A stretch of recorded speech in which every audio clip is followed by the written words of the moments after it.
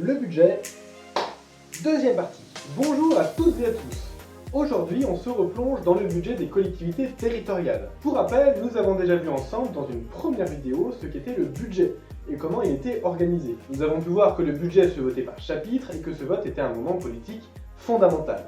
Et là, après avoir longuement insisté sur le fait que c'est l'Assemblée délibérante, représentante du peuple, qui votait le budget afin de donner les grandes orientations à la collectivité, j'ai commencé, non sans malice, à mettre en avant le fait qu'en réalité, le jour du vote, le plus gros des arbitrages était déjà fait.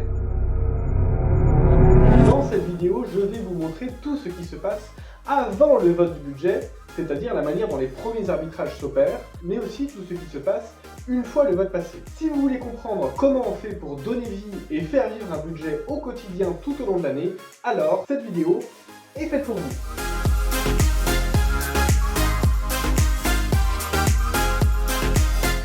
Bienvenue sur la Territo, la chaîne qui vient vous faire prendre de la hauteur sur la vie des collectivités territoriales. Tout d'abord, il faut être clair, c'est d'abord au chef de l'exécutif, maire, au président de région, au département ou d'EPCI, qui a la maîtrise de la construction budgétaire. Comme on l'a vu, pour pouvoir présenter un budget à l'équilibre au moment du vote du budget primitif, ou BP pour les intimes, il faut qu'une grande partie du travail soit déjà effectuée. Il faut pouvoir arbitrer entre les différentes dépenses associées à chaque politique publique au regard des recettes projetées sur l'année et de la stratégie d'endettement ou de désendettement de la collectivité. Aussi, et en exclusivité, ou presque, je vous propose de me rejoindre quelques instants dans les coulisses de la construction budgétaire.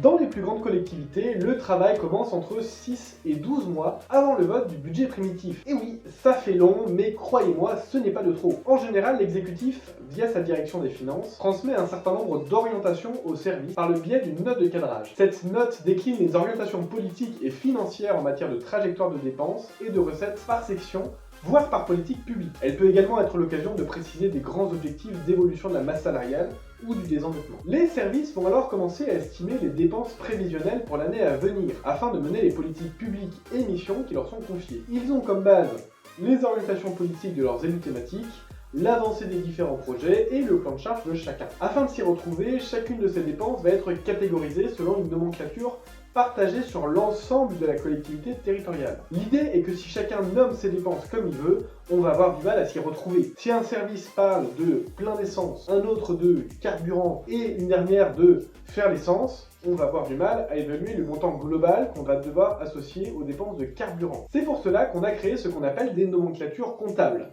c'est-à-dire des listes définies au niveau national qui sont utilisées par toutes les collectivités de la même strate. Historiquement, chaque niveau de collectivité avait sa propre nomenclature comptable, adaptée à ses dépenses et recettes propres. On parlait de nomenclature M14 pour les communes, M52 pour les départements ou encore M71 pour les régions. Mais ça, c'était avant l'arrivée de la fameuse, la majestueuse, l'irrésistible M57. Je vous laisse regarder rapidement à quoi ça ressemble. Globalement, on a un certain nombre d'articles qui forment la plus petite unité de base, ces articles étant ensuite regroupés en catégories et sous-catégories. La direction des espaces verts va donc chercher dans la M57 afin de trouver la bonne ligne qui correspond au plein d'essence. Il y a de fortes chances pour que ce soit un compte qui commence par un 6, puisqu'on a affaire à une charge, c'est-à-dire à une dépense courante. Ah, la voilà. Elle va également anticiper l'achat d'un terrain qui va être transformé en parc public. C'est ce qu'on appelle une immobilisation corporelle, qui devrait donc commencer par un 21, quelque chose... Ah, la voilà. Et ainsi de suite pour toutes les dépenses à venir. Il faut donc faire un petit travail technique de traduction. On part de... Oh, j'y pense Nathalie, il faut racheter un ordinateur 11 pouces et un nouveau logiciel de subvention si on veut pouvoir attribuer des subventions aux associations sportives qui ont besoin de se racheter des filets. Ah, j'y pense Nathalie, je dois anticiper la demande de crédit en 21,83 et en 20,51 si je vais encore pouvoir verser du 65,74 en exercice. Une fois que chaque agent, chaque service et chaque direction a terminé ce travail, on va commencer une période extrêmement importante d'échange et d'arbitrage à tous les niveaux. Je déclare officiellement la période des conférences budgétaires ouverte. En général, la somme des premières estimations des dépenses excède le niveau visé et il faut procéder à un certain nombre d'arbitrages plus ou moins substantiels. Plusieurs allers-retours s'opèrent donc avec des arbitrages effectués à la direction générale et les élus selon les cas. Imaginez un peu l'effervescence des plus grandes collectivités où des centaines d'élus et des milliers d'agents doivent aboutir d'une manière ou d'une autre, un budget unique qui puisse tenir la route. C'est un travail pharaonique sous l'œil attentif de la direction des finances. On obtient alors des montants agrégés, mais avec plusieurs centaines d'articles. Or, on a dit que la règle était que les assemblées délibérantes adoptaient le budget par chapitre. La plupart du temps, c'est le logiciel comptable qui s'occupe de reconstituer ce qu'on appelle les chapitres budgétaires par nature de dépenses, grâce à un tableau d'association qui ressemble globalement à ça. Et il ne vous aura pas échappé que ces chapitres correspondent globalement à la présentation simplifiée dont je vous ai parlé au début. Et oui, ça cogite. Sauf que bon, voilà. C'est bien joli, on a un budget présenté par nature de dépenses qui va formellement être adopté par chapitre. Mais franchement, c'est pas hyper sexy, non? Ce que je veux dire, c'est que les assemblées délibérantes sont là pour prendre des orientations politiques, pour construire des politiques publiques, alors que clairement le vote par nature permet d'abord de répondre à des besoins de gestion quotidienne. Se pose alors la question, comment faire en sorte de redonner à ce budget son caractère politique? Premièrement, il faut rappeler que les choix opérés par l'exécutif sont déjà en soi des actes politiques parfaitement légitimes dans un contexte de démocratie représentative. Pour autant, même si l'exécutif est parfaitement légitime à construire le budget, il doit tout de même donner à voir et à comprendre le budget à son assemblée délibérante. Pour cela, il dispose de deux moments importants. Le premier moment est ce qu'on appelle le débat d'orientation budgétaire, ou DOB, qui doit obligatoirement être présenté aux assemblées délibérantes par les maires de communes de plus de 3500 habitants et tous les autres niveaux de collectivité, 2 mois avant le vote du budget. L'objectif du DOB consiste justement à créer un moment d'échange politique au sein de l'assemblée délibérante sur les grandes orientations du budget à venir. C'est en général un document avec très peu de chiffres qui vise à donner les grandes tendances financières. Fiscalité, évolution de la masse salariale, précision sur l'inflation et les conséquences sur les collectivités, évolution de la dette, etc. etc. C'est donc déjà en quelque sorte un remède à une partie des difficultés déjà identifiées, même s'il peut avoir tendance à être évoqué un peu vite et intervenir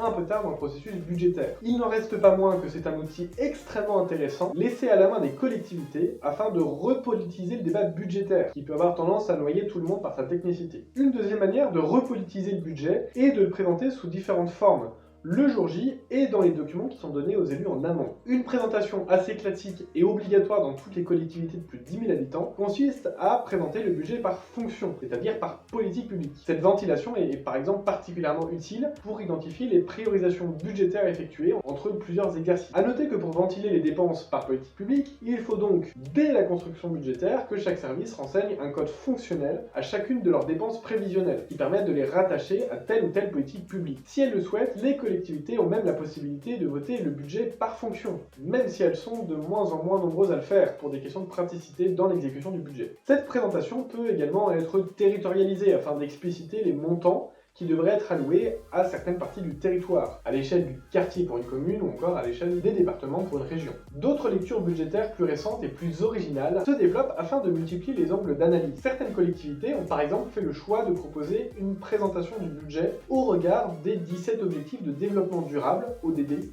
adapté par 180 États membres de l'ONU en 2015. C'est une manière de faire ressortir les éléments du budget qui concourent à des objectifs tels que la réduction de la pauvreté, à l'amélioration de la santé et du bien-être des habitants ou encore à la croissance économique. Petite fierté française, le think tank I4CE a développé une méthode originale pour une évaluation verte du budget des collectivités volontaires. C'est ainsi que plusieurs collectivités ont eu l'occasion d'identifier, ligne budgétaire par ligne budgétaire, les actions très favorables, favorables, neutres ou défavorables au climat. L'objectif est évidemment de favoriser au maximum les dépenses favorables et de réduire les plus défavorables. Pour donner quelques exemples, les actions menées en faveur des espaces verts ou de l'agriculture périurbaine sont plutôt très favorables au climat. Les actions en faveur de la désimperméabilisation des espaces publics sont favorables sous conditions. Et les achats d'énergie fossile sont globalement défavorables. Enfin, pour citer une expérimentation en cours, la ville de Strasbourg expérimente dans le cadre d'un projet européen une budgétisation sensible au genre, BSG. Cette fois-ci, l'idée est de classer les dépenses en 3 catégories, neutres, c'est-à-dire non sensibles au genre, susceptibles d'être sensibles au genre, et favorisant l'égalité des genres. Contrairement à la présentation I4CE, la BSG n'a pas vocation à favoriser absolument un type de dépense en particulier, mais plutôt d'établir une cartographie qui permettra de cibler les projets sur lesquels il pourrait être intéressant d'approfondir le sujet. On constate par exemple que les lignes budgétaires dédiées aux associations sportives bénéficient plus largement aux hommes, ce qui en fait des dépenses susceptibles d'être sensibles au genre. Il n'est pas question de retirer ce type de dépenses, mais simplement de proposer d'étudier plus en profondeur les publics bénéficiaires et peut-être proposer des actions d'accompagnement ou de sensibilisation. A l'inverse, la précarité menstruelle représente un surcoût supporté par les femmes. Les dépenses visant à les réduire sont catégorisées comme favorisant l'égalité de genre. On sent bien que toutes ces approches sont plus politiques, mais elles ont chacune leurs limites. La première d'entre elles est qu'elle reste plus descriptive que prescriptive. Alors que l'on s'entende bien, cela ne veut pas dire que les dimensions environnementales ou de genre ne sont pas du tout prises en compte.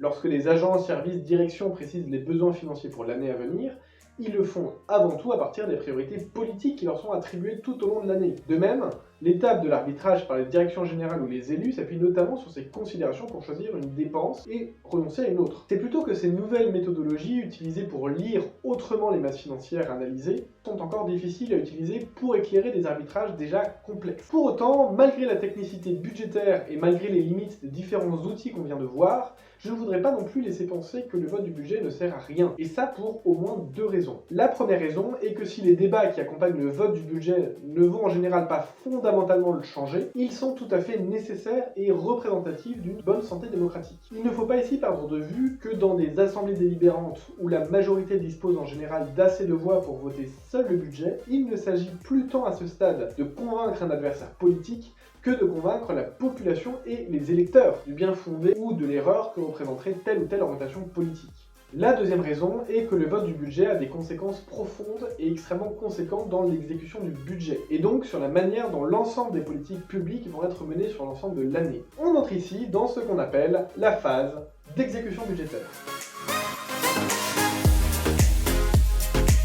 Pour qu'un budget devienne effectif, il doit d'abord passer un double contrôle par les services de l'État.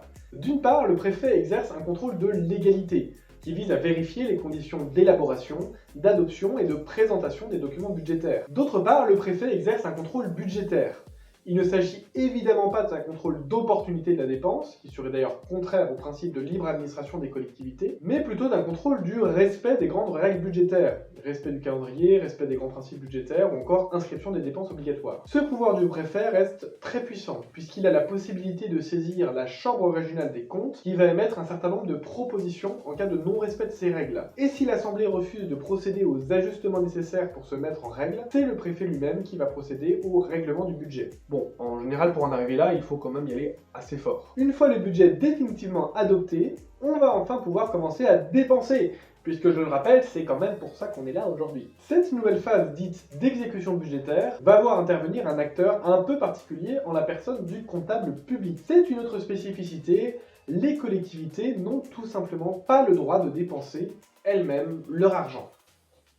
À chaque fois qu'une collectivité va vouloir dépenser ne serait-ce qu'un euro, elle va devoir effectuer une demande à l'État qui, dans sa grande magnanimité, va accepter de manier l'argent de la collectivité en son nom. C'est un peu comme si pour chaque dépense, vous deviez demander à votre banquier de dépenser l'argent que vous avez gagné et mis sur votre compte. Concrètement, la collectivité va éditer ce qu'on appelle un mandat de paiement, qui comporte un certain nombre d'informations comme le nom de la personne à payer, son statut juridique, ou encore le montant de la somme à payer. Ce mandat va alors être transmis à un agent de l'État issu de la Direction Générale des Finances Publiques, la DGFiP, afin de lui demander d'effectuer le paiement définitif. Si l'ensemble de ce processus est appelé mandatement, certains utilisent également le terme d'ordonnancement, qui devrait normalement être réservé aux procédures comptables de l'État. Autre point de vocabulaire important, on n'a pas toujours parlé de comptable public. Alors ne vous étonnez pas si vous voyez apparaître d'autres petits noms, comme la pairie, la trésorerie ou encore le receveur public. On parle bien toujours de la même personne, le comptable public. Dans tous les cas, ce qu'il faut avoir bien en tête, c'est que ce n'est pas la collectivité qui effectue le paiement final, mais bien un agent de l'État complètement indépendant de la collectivité en vertu du principe de séparation entre l'ordonnateur, celui qui ordonne la dépense, donc ici la collectivité, et le comptable public. Maintenant que vous avez bien en tête le rôle du comptable public, on va pouvoir reprendre notre procédure comptable depuis le début, une fois le vote du budget effectué. Tout d'abord, comme pour tout privé, particulier ou entreprise, la collectivité va s'engager à payer. C'est par exemple ce que vous faites quand vous signez un devis pour changer une fenêtre, ou encore que vous indiquez à un commerçant que vous allez acheter un produit. Dans les collectivités, le principe est globalement le même dans l'état budgétaire qu'on appelle l'engagement budgétaire. En réalité, l'engagement est double. Il est comptable, puisqu'il permet de réserver les crédits sur la bonne ligne budgétaire, mais il est aussi juridique, puisqu'une entreprise pourra contester le non-paiement d'une dépense à partir de cet acte d'engagement. Formellement, l'engagement doit être adossé à un document écrit par le destinataire du paiement et qui permettra de préciser le montant de la demande. Ça peut être un devis, une demande de subvention ou encore l'acte d'engagement d'un marché public. Pour les plus grandes collectivités, l'engagement prend souvent la forme d'un bon de commande qui va être édité par elles et directement envoyé aux bénéficiaires. Ce bon de commande précise notamment le montant engagé, la ligne budgétaire concernée, le service émetteur et la procédure comptable pour déposer la commande. L'entreprise est alors assurée d'être payée et elle va donc pouvoir commencer les travaux qui lui ont été demandés. Elle va ensuite déposer la facture sur une plateforme en ligne dédiée qui s'appelle Chorus Pro. Si toutes les informations ont bien été transmises à l'entreprise et qu'elle les reprécise bien sur Chorus, la facture devrait directement être redirigée vers le service concerné. Si ce n'est pas le cas, une véritable chasse au trésor va commencer afin de trouver le service en charge du suivi du dossier. Ah, qui est la facture? Qui veut ma facture? Elle est belle ma facture. Le service de la collectivité en charge du dossier va alors vérifier que l'entreprise a bien fait son travail.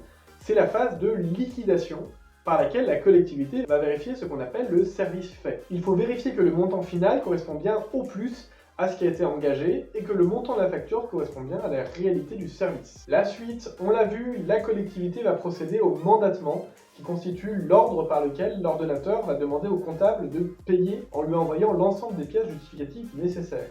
Et enfin, ça y est, l'entreprise reçoit l'argent sur son compte. Ouf! Légalement, une fois que la facture est déposée, l'ordonnateur et le comptable ont collectivement 30 jours pour procéder à la liquidation, au mandatement et au paiement de cette facture. Les collectivités sont plutôt des bons payeurs, avec un délai global de paiement qui tourne autour d'une vingtaine de jours selon l'Observatoire des délais de paiement, avec un délai moyen plus important selon la taille des collectivités, allant jusqu'à 25 jours pour les régions ou les métropoles. Pour donner une comparaison, les délais fournisseurs dans le privé s'établissent un peu en dessous de 50 jours, avec là aussi une grande disparité entre les petites entreprises qui ont tendance à payer plus rapidement que les plus grandes. Sauf que voilà, comme nous le savons tous, entre un budget projeté et la réalité qui suit, il peut y avoir un gap. Quand un service a finalement moins besoin que prévu, ce n'est pas trop embêtant. Mais un service peut se retrouver le bec dans l'eau s'il vient à manquer de crédit au cours de l'année. Mais pas de panique, je vais vous expliquer en 2 mots comment on procède au sein d'une collectivité lorsqu'on a besoin de trouver des sous.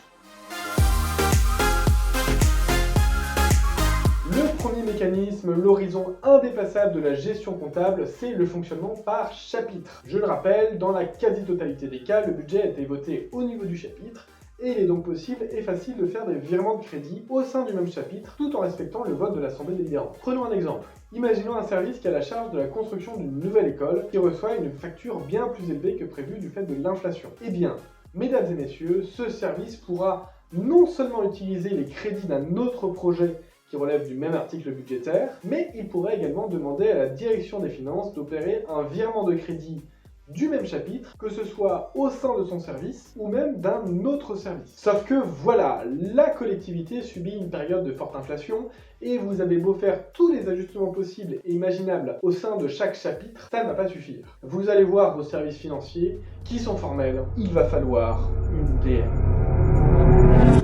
Alors, rassurez-vous, l'ADM n'est ni un monstre ni une maladie, c'est l'acronyme utilisé pour parler de décision modificative. En fait, le principe est très simple. Par parallélisme des formes, ce qu'Assemblée délibérante a décidé, Assemblée délibérante peut modifier. Vous avez ainsi la possibilité de refaire voter le budget à l'Assemblée délibérante afin d'ajuster ce budget de la collectivité en fonction de la consommation réelle des crédits tout au long de l'année. Il est assez courant de faire 1, 2, voire 3 décisions modificatives chaque année. Alors oui, c'est pratique, ça peut vous sauver la mise, mais attention, en vertu du principe de sincérité, le budget primitif est censé être estimé au plus proche de la réalité, et un nombre trop important de DM récurrentes risque d'être un signe de mauvaise gestion financière. L'élaboration de la DM est identique à celle du budget primitif, mais dans un temps plus court, étant donné que les ajustements doivent sur le principe rester relativement peu importants. Vous allez donc a priori pouvoir négocier un peu de rave, tout en sachant que le budget ainsi adopté doit toujours rester à l'équilibre et qu'il est assez rare que des recettes magiques arrivent en cours d'année. Une fois l'année écoulée, l'exécutif va devoir rendre des comptes à l'Assemblée délibérante afin de présenter la réalité des dépenses et des recettes. Il produira alors un document qui s'appelle un compte administratif. Le comptable public, qui aura payé l'ensemble des dépenses et perçu l'ensemble des recettes de la collectivité, va lui aussi éditer son propre bilan, qu'il appellera un compte de gestion. La réalité comptable étant a priori la même côté ordonnateur et côté comptable, les deux comptes doivent être identiques à l'euro près, ce qui nécessite un travail resserré entre les deux entités. Depuis 2021, certaines collectivités et leurs comptables publics ont même poussé le travail un cran au-dessus en fusionnant ces deux documents au sein d'un document unique appelé compte financier unique ou CFU. Les premiers retours d'expérience sont globalement positifs malgré, je cite, un effort d'appropriation relativement important. Et oui, les comptes administratifs et les comptes de gestion ne remplissent pas exactement les mêmes fonctions, ce qui demande un travail important si l'on souhaite tout synthétisé en un document unique. Ce CFU nécessite également de rapprocher le fonctionnement des logiciels financiers utilisés par l'ordonnateur et par le comptable au public, ce qui est toujours plus facile à dire qu'à faire. Si on regarde de plus près le bilan de l'année précédente, en général, les dépenses et les recettes ne s'équilibrent pas à l'euro près. Il en ressort donc un résultat qui peut être positif ou négatif. C'est le pendant de ce qu'on appelait avant l'épargne brute ou la capacité d'autofinancement. Il est alors nécessaire de reprendre le résultat dans le budget de l'année en cours via une DM un peu particulière qui se tient en général vers les mois de mai-juin et qui prendra pour l'occasion le petit nom de budget supplémentaire, ou BS pour les intimes. Ce budget supplémentaire fonctionne donc exactement comme une DM, via un vote par chapitre, si ce n'est qu'il intègre le montant exact du résultat qui n'était jusqu'alors pas connu. Vous l'aurez remarqué, la vie d'un budget s'étend en général sur presque 2 années complètes, pour aller de la préparation du budget primitif jusqu'au compte administratif, qui vient définitivement clore la procédure budgétaire et comptable. L'enjeu majeur consiste à utiliser à bon escient les règles très techniques des finances publiques afin de permettre un débat politique et démocratique de qualité. L'Assemblée délibérante, représentante des citoyens du territoire, a la charge de donner les grandes orientations dès le budget primitif et à chaque adaptation du budget lors des différentes décisions modificatives. Et le vote par chapitre permet de donner des contraintes suffisamment précises pour garder les orientations politiques définies collectivement et suffisamment souples pour permettre à l'exécutif et à ses services de faire vivre le budget tout au long de sa vie. Pour autant, si les grands principes démocratiques définis par le législateur sont respectés, on peut s'interroger sur la réalité de cette démocratie. D'une part, l'Assemblée délibérante a peu de marge pour modifier les orientations du budget, et ce malgré la généralisation du débat d'orientation budgétaire. La prépondérance de la majorité et la complexité inhérente au budget rendent difficile son adaptation en cours d'élaboration. D'autre part, la population reste, quoi qu'il en soit, globalement très éloignée de ces sujets. Alors, une première réaction pourrait consister à chercher des solutions afin d'intéresser, voire d'impliquer le citoyen. Une partie de ce travail est pédagogique et consiste à expliquer, peut-être à simplifier et à communiquer sur les orientations du budget, notamment à destination de la presse, qui reste le principal levier de rediffusion du budget et des débats budgétaires. Certaines collectivités ont également fait le choix d'impliquer plus directement les citoyens, notamment via les budgets participatifs qui permettent de redonner un pouvoir d'agir aux habitants, le principe général étant de laisser une partie du budget directement à disposition des citoyens via un appel à projet et sur une thématique donnée. Mais finalement, on peut aussi prendre le contre-pied. Certes, peu de citoyens s'intéressent de près au budget, mais est-ce finalement si dramatique? Ce que je veux dire, c'est que, évidemment qu'il faut essayer de faire le nécessaire pour que ce budget soit plus accessible, plus compréhensible. Mais finalement, est-ce que ce n'est pas justement l'intérêt de la démocratie représentative que d'avoir des personnes élues qui soient justement désignées pour travailler en profondeur sur le fond du dossier, au nom et pour le compte de l'Assemblée délibérante, c'est-à-dire pour l'ensemble de la population du territoire? Et dans ce cas, ne serait-il pas plus judicieux de s'intéresser un peu plus au compte administratif qui constitue le document dans lequel l'exécutif doit rendre des comptes sur les dépenses effectuées plutôt que sur le budget primitif qui ne reste qu'un document prospectif. À moins que, et c'est toujours le même principe, soit les prochaines élections qui soient les plus à même de changer les orientations politiques et donc budgétaires à venir. Je serais très intéressé de connaître votre position sur cette question de l'appropriation du budget par les élus, les services et les habitants, ou encore mieux des retours d'expérience que vous jugerez intéressants à diffuser. Laissez-moi un petit commentaire, toujours constructif s'il vous plaît. N'hésitez pas à mettre un petit pouce bleu et à partager cette vidéo si elle vous a plu. A très vite pour de nouvelles aventures. Rideau.